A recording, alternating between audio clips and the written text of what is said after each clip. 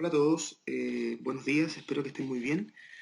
Bueno, vamos a continuar revisando algunos conceptos básicos de estadística y nada, espero que la clase esté didáctica, que puedan aprender y avanzar. Bien, las instrucciones son las mismas de la clase anterior, ahí están. Eh, una instrucción muy importante, la número 4, es entregar la guía resuelta a mi correo. Lo digo porque hay muchas guías, o muchas, mejor dicho, muchas personas, muchos estudiantes, muchos de ustedes que no han entregado las guías anteriores. Entonces es muy importante que lo hagan, no importa que no sepan hacerlo, porque si ustedes la entregan, yo puedo revisar y puedo ver dónde están fallando para poder enfocar las siguientes clases. Si no, yo no sé si saben o no saben o por qué no las están haciendo, ¿ya? Así que eso sí que es súper importante que lo hagan. La instrucción número 4, la 3 y la 4. La clase anterior aprendimos algunos conceptos muy importantes y son estos que están aquí. Primero vimos definiciones básicas como por ejemplo población, muestra y el concepto de variable aleatoria y su clasificación. También vimos la estructura de las tablas de frecuencia y además algunos tipos de gráficos que permiten representar datos. Los objetivos de esta clase son los siguientes. Vamos a aprender a calcular medidas de tendencia central y de rango para datos no agrupados. Vamos a aprender a calcular medidas de posición para datos no agrupados también. Vamos a aprender a interpretar estas medidas, tanto las de tendencia central, las de rango y también las de posición. Eh, el objetivo 4 es que aprendamos a comparar grupos a través de estos datos, de estas medidas, mejor dicho. Y el último objetivo es que conozcamos la estructura del boxplot o diagrama de caja y bigotes, como se conoce, y además aprendamos a interpretar la información que nos entrega. Los contenidos de esta clase son básicamente dos temas, dos grandes temas. Primero, medida de tendencia central y rango, donde tenemos la media, mediana, moda, varianza, desviación estándar y coeficiente de variación, y medidas de posición, donde tenemos los cuartiles y percentiles, y además el boxplot. Bien, la clase va a basarse en un ejemplo, de tal manera de poder ir aterrizando los contenidos y no caer en el exceso de fórmulas. Entonces vamos a considerar que tenemos puntajes obtenidos en la prueba de matemáticas por un grupo de 7 estudiantes. Ahí están los datos. El primer estudiante obtuvo 40 puntos, el segundo 11 y así sucesivamente hasta el último que obtuvo 12 puntos. Bien, vamos a calcular las medidas de tendencia central ahora. En primer lugar, la medida aritmética, que es una medida que yo diría que es muy familiar para todos nosotros porque siempre estamos calculando promedios cuando estamos en el colegio, ¿cierto? El promedio de notas que tenemos. Entonces, esto es lo mismo. Y el promedio se calcula de esa manera. Es sumar todos los datos, el 40 más el 11 más el 25, etcétera, hasta el último dato, y esa suma, que aquí nos da 154, dividirla por el número de datos que tenemos, que son 7. Eso nos da un promedio de puntajes para estos estudiantes de 22. Si se fijan al inicio de la fórmula hay una X y una barrita arriba. Bueno, eso se lee exactamente así, X barra, y es la forma en que se denota la media aritmética en estadística. Así con esa letra, X barra. Bien, bueno, vamos a ver ahora el tema de la mediana. Y la mediana es una medida súper importante. También es una medida de tendencia central, pero que está también asociada con las medidas de posición. La mediana tiene la gracia de que divide la distribución de los datos en dos partes iguales. ¿Ya? El 50% de las observaciones están bajo ese valor y el otro 50% por sobre. Bueno, para calcularla tenemos que seguir los siguientes pasos. El primero es saber cuál es la posición en la que se encuentra la mediana, y eso se calcula con esa fórmula que está ahí. La letra P, M, E, ¿cierto? significa posición de la mediana. Y la posición va a estar determinada por el n, que es el número de datos que tenemos, más 1 dividido por 2. En este caso tenemos 7 datos, entonces sería 7 más 1 dividido por 2, y eso nos da 4. Entonces ya completamos el primer paso, que es encontrar la posición en la que se encuentra la mediana. El segundo paso es ordenar los datos desde el menor al mayor, como está ahí, y luego contar las posiciones desde el 1 hasta la posición de la mediana, que es 4. Si contamos 4 posiciones, llegamos al valor que está aquí, 21. Por lo tanto, la mediana de este grupo de datos es 21. ¿Qué significa eso? Significa que la mitad de los estudiantes obtuvo un puntaje igual o inferior a 21 puntos y la otra mitad obtuvo un puntaje igual o superior a 21 puntos. Así como está ahí explicado. Bien. Pasemos ahora a mirar el concepto de moda. Bueno, la moda es una medida estadística también de tendencia central que corresponde al dato más frecuente de la muestra. En este caso, no hay ninguno que tenga una frecuencia mayor que otro, por lo tanto no hay moda.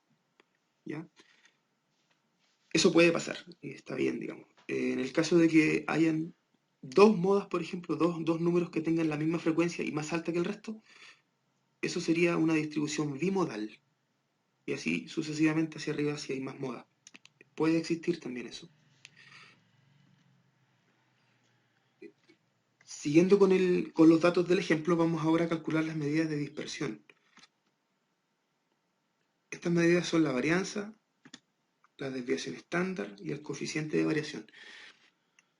Bueno, en el caso de la varianza, esta es una medida de variabilidad y se calcula como el promedio de las desviaciones respecto de la media elevadas al cuadrado.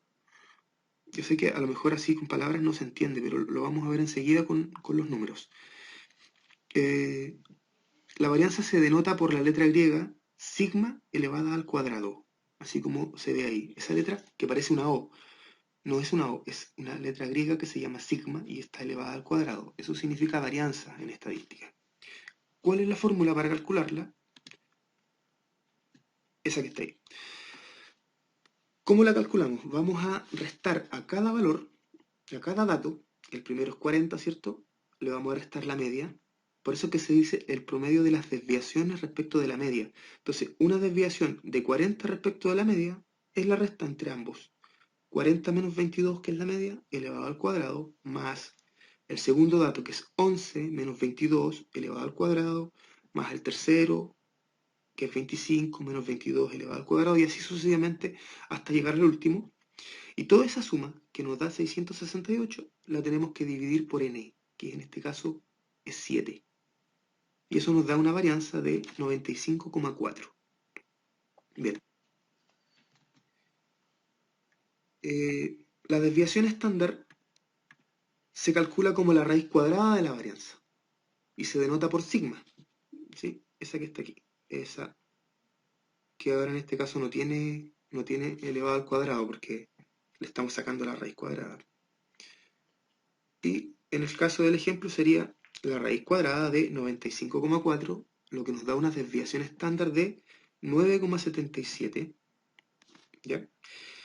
Y por último, respecto a las medidas de dispersión, vamos a ver el coeficiente de variación, que se utiliza generalmente para hacer comparaciones de variabilidades entre distintas distribuciones. ¿Por qué?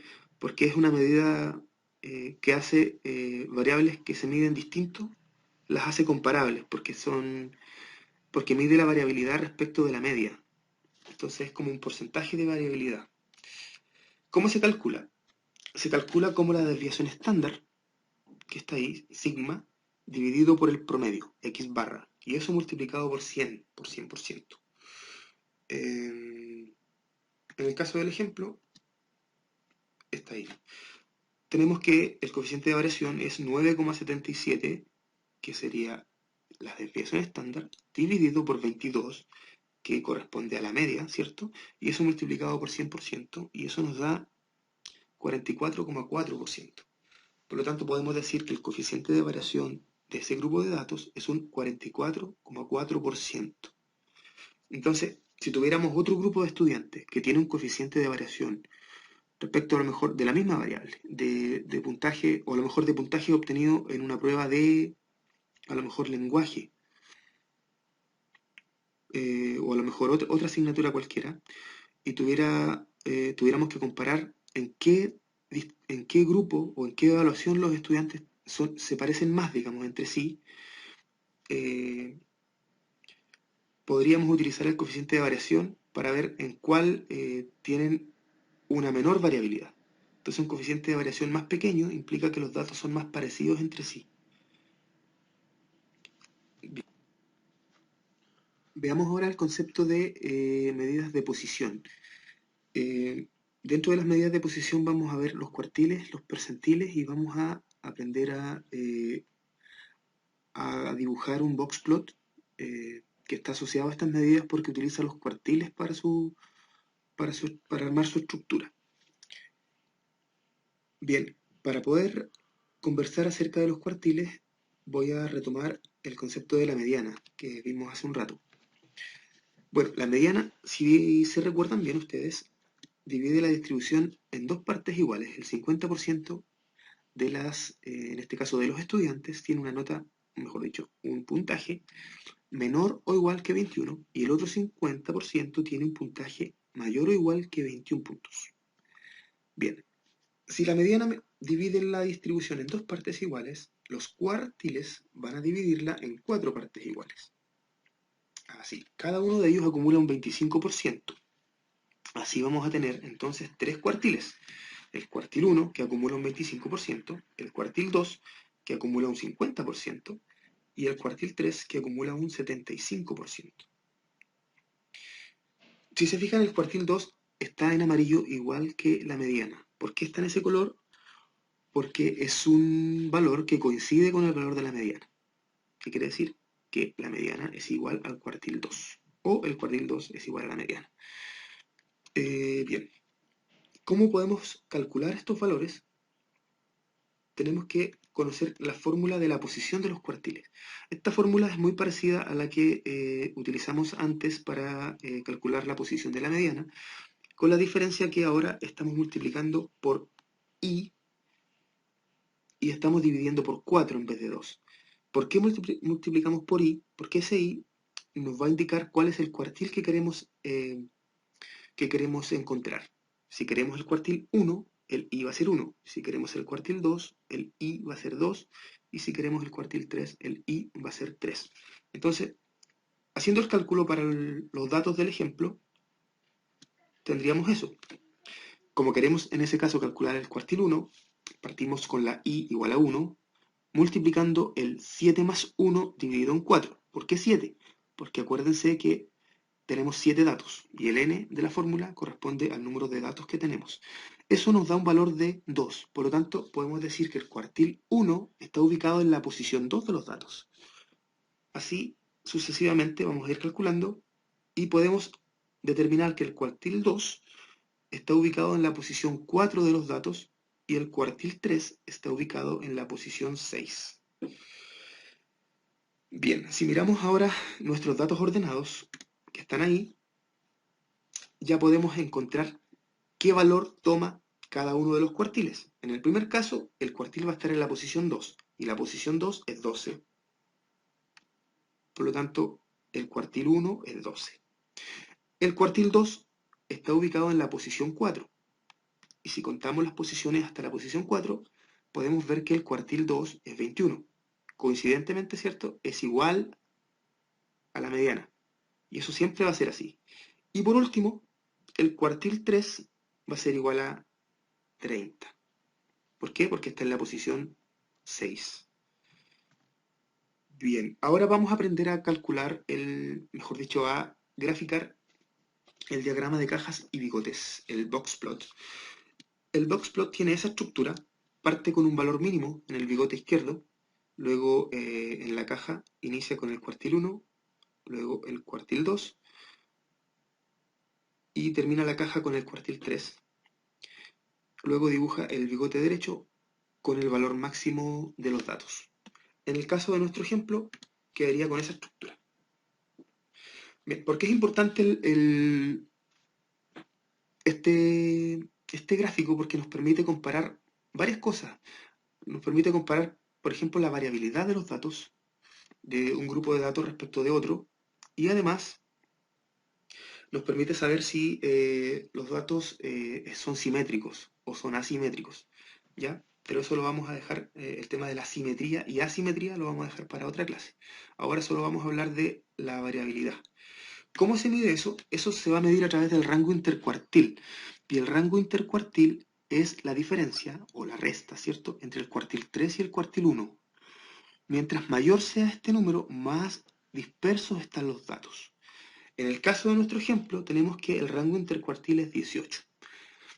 Ese valor en sí mismo no tiene una interpretación, pero sí podría ser interpretado comparándolo con otro grupo, que a lo mejor tiene un rango intercuartil de 12. Entonces podríamos decir que este grupo tiene una mayor variabilidad en su distribución respecto del otro grupo. Bien, finalmente vamos a hablar sobre los percentiles. Bueno, nosotros ya conversamos sobre la mediana y dijimos que la mediana divide la distribución en dos partes iguales. Luego hablamos de los cuartiles y dijimos que dividen la distribución en 4 partes iguales. Ahora, los percentiles van a dividir la distribución en 100 partes iguales. Cada uno va acumulando un 1%. ¿Qué quiere decir? Quiere decir que el percentil 1 acumula el 1% de la distribución, el percentil 2 acumula el 2%, el percentil 3 acumula el 3%, y así sucesivamente. El percentil 25, por ejemplo, acumula el 25%, el percentil 75, el 75%, y así sucesivamente, hasta el percentil 99. Bien, ¿qué podemos decir entonces respecto a este tema? Podemos decir que,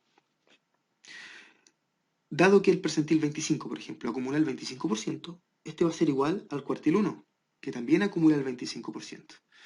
Y, por ejemplo, el percentil 50, que acumula el 50%, va a ser coincidente con el cuartil 2 y con la mediana, que también acumulan el 50%. Y finalmente, el percentil 75 va a ser coincidente con el cuartil 3, porque ambos acumulan el 75% de la distribución. Bien, eso. Ahora les voy a dejar una fórmula, que es una fórmula general para calcular cualquier percentil. Entonces, con esta fórmula se las voy a dejar expresada porque les voy a dar un desafío en la tarea. Uno de los ejercicios va a requerir utilizar esta fórmula para calcular algún percentil que yo les solicite. Bien. Bueno, como resumen y conclusión de la clase, podemos decir que hoy vimos bastantes conceptos, pero creo que lo traté de hacer lo más didáctico posible, así es que espero que no tengan mayormente muchas dudas, y si las tienen, no duden en llamarme o escribirme y nos comunicamos para poder resolverlas. Aprendimos hoy medida de tendencia central, hablamos de la media, mediana, moda, hablamos de las medidas de dispersión como la varianza, desviación estándar y coeficiente de variación, hablamos de medidas de posición, los cuartiles y los percentiles, y con los cuartiles aprendimos a dibujar el diagrama de caja y bigotes, box plots. Bueno, hasta aquí la clase del día de hoy. Les queda como misión estudiar y preguntar todo lo que no les quede claro. Pregunten, yo no tengo ningún problema en responder WhatsApp, en responder correos o llamadas telefónicas para resolver dudas. Así que consulten, ¿ya? No se queden con la duda para que podamos seguir avanzando. Ya, muchas gracias.